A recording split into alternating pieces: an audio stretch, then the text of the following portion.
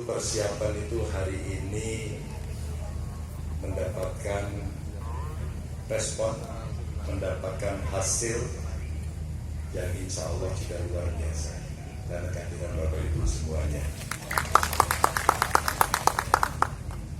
Assalamualaikum warahmatullahi wabarakatuh. Selamat malam, salam sejahtera untuk kita semua. Om Swastiastu, Namo Buddhaya, Rahayu. Bapak Ibu, para raja, para kepala suku, seluruh ratu, pangeran yang mulia. Sebelum saya menyampaikan sambutan, saya ingin mengajak kepada Bapak Ibu sekalian untuk berdoa menurut agama dan keyakinan masing-masing. Mudah-mudahan bumi Indonesia, bumi Nusantara ini dijauhkan dari bencana. Dan bencana yang telah menimpa di beberapa daerah, kita doakan diberikan kekuatan kepada seluruh warganya. Berdoa menurut agama dan keyakinan kita masing-masing. Mulai.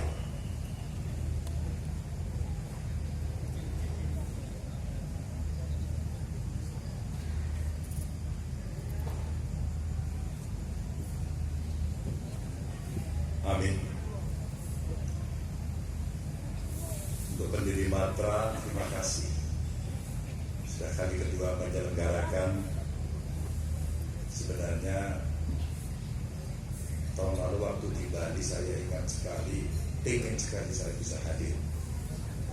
Tapi nampaknya hadir secara daring membuat kita hari ini bisa bertemu secara luring.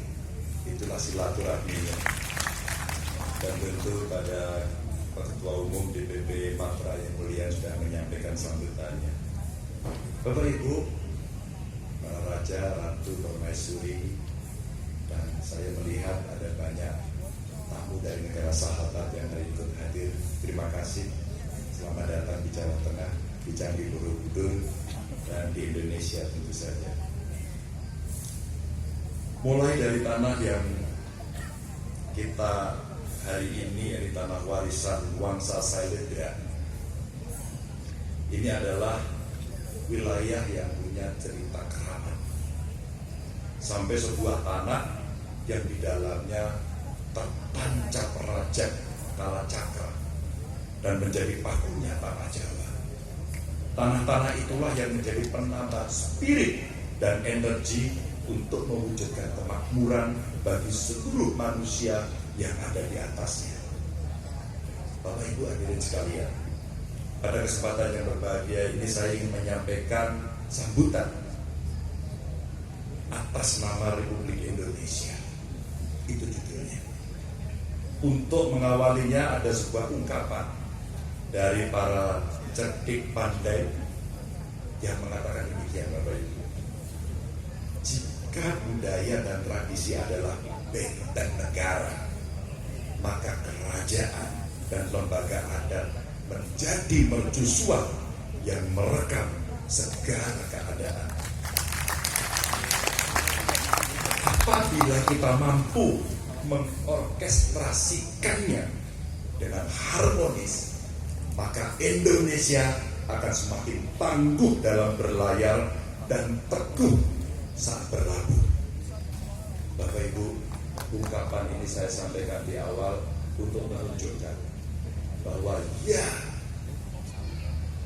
dalam cerita yang sangat panjang, dalam sejarah yang sangat panjang, kita semua, Bapak Ibu sekalian, leluhur kita berkontribusi atas berdirinya Republik ini. Bapak Ibu yang sangat saya muliakan, ketika kaum kolonial berhasil menjarah kekayaan dari tanah kita, tidak sekalipun mereka berhasil menjarah, apalagi membuat musnah budaya dan tradisi yang kita miliki. Tidak akan pernah.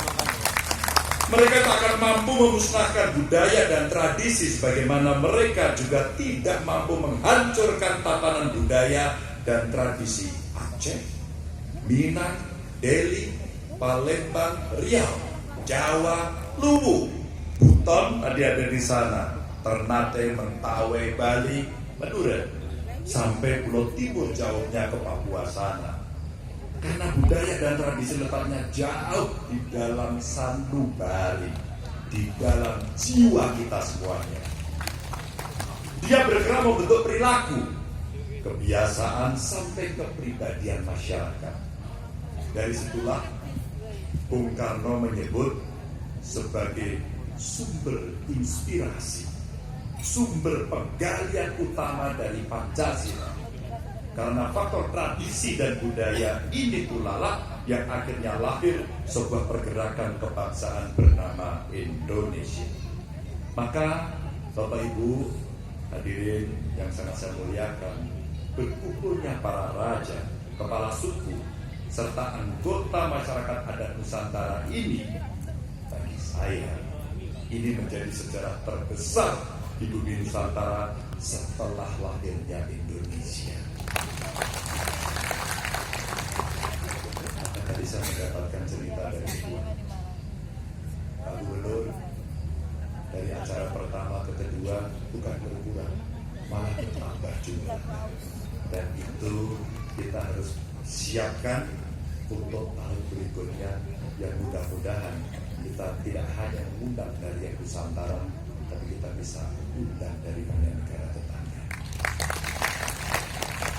Meski apa yang kita lakukan hari ini tidak dapat disaksikan para raja atau kepala suku terdahulu, tapi saya sangat yakin mereka akan tersenyum dan bertepuk tangan bangga. Sekali lagi, bangga. Mungkin mereka akan meneteskan air mata bahagia karena melihat persatuan, kerukunan, serta terpadunya generasi penerusnya untuk mewujudkan cita-cita bersama atas nama Indonesia. Sebuah negara yang menjadi rumah besar bagi semuanya. Dari Sabang sampai Merauke, dari Riau sampai Rote, seperti Mars tadi yang dinyanyikan. Banyak orang Bapak Ibu yang menyaksikan ketika sebuah negara sudah berdiri, apakah kerajaan atau lembaga adat masih relevan keberadaannya. Apa tidak cuma menjadi romantisme masa lalu yang sia-sia? Ada yang bertanya. Maka dengan sangat lantang saya ingin menjawab, seluruh kerajaan dan lembaga adat selamanya akan tetap relevan dan dibutuhkan oleh negara ini. Ini juga bukan sekedar romantisme Bapak Ibu, karena Indonesia bukan apa-apa tanpa mereka. Indonesia bukan apa-apa tanpa kontribusi dari leluhur panjenengan, leluhur Anda semuanya, leluhur kita sekalian. Karena Indonesia tidak akan pernah ada tanpa mereka, maka kita bukan kacang sing ninggalan jalan. Terjemahannya tanya sebelahnya. Bukan kacang yang lupa pada kulitnya.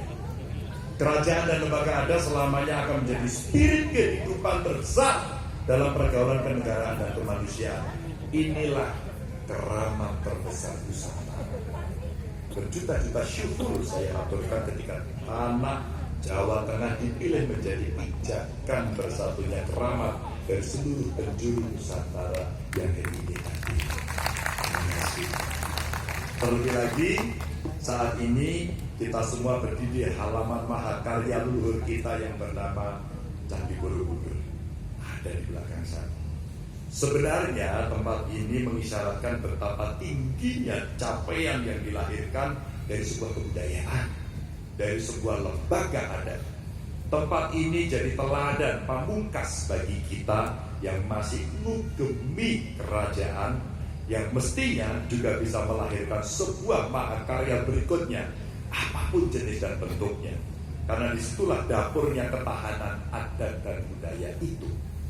Tapi Bapak Ibu hadirin yang saya muliakan, jika kita introspeksi lebih dalam, sebenarnya sudah seberapa besar upaya kita untuk nguri-nguri serta mengembangkan budaya dan tradisi yang bersemayam di negeri ini. Jika kita menyebut bahwa negeri ini memiliki budaya yang adiluhung, sebenarnya seberapa keras usaha kita dalam mengamalkan dan menyemarakannya. Jangan sampai kita jadi kata-kata terburuk. Jangan sampai budaya dan tradisi mati di rumahnya sendiri.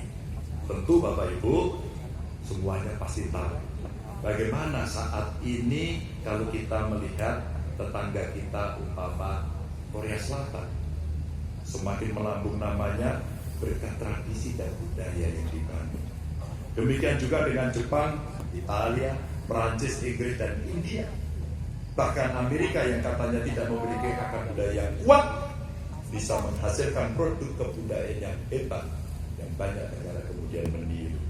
Ada Superman, ada Spiderman, Captain America, dan lain sebagainya, tokoh-tokoh heroik.